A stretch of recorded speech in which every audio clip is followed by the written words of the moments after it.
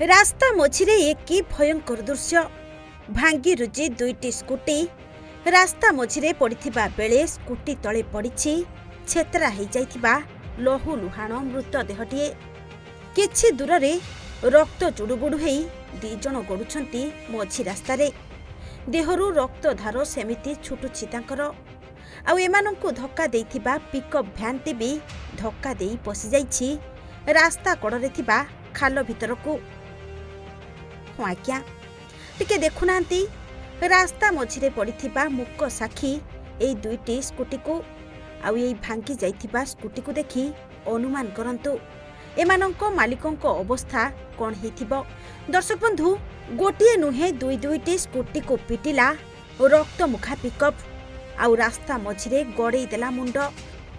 सूचना अनुसार विलंबित रातिरे गोपालपुर थाना अंतर्गत 16 नंबर जातीय राजपथ बिलु ढाबा निकटरे घटिछि एही छाती थरा दुर्घटना।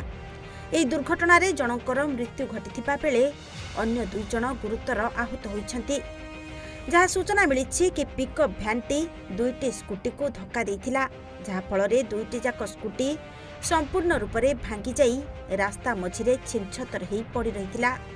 धक्का देबा परे पिकअप भ्यानटी रास्ता कड़रे थिबा खालकु आपे आपे गली पड़िथिला। एथिरु जଣା पड़ुछि जे दुर्घटनाटी केते जोर रे होइथिबो, जहार दृश्य आपणको आखि सामनारे। घटनास्थल रे जनकर मृत्यु घटिथिबा बेले अन्य दुई जनको गुरुतर भाबरे उद्धार करा जाई ब्रह्मपुर एमकेसीजी मेडिकल रे भर्ती करा जाइछि।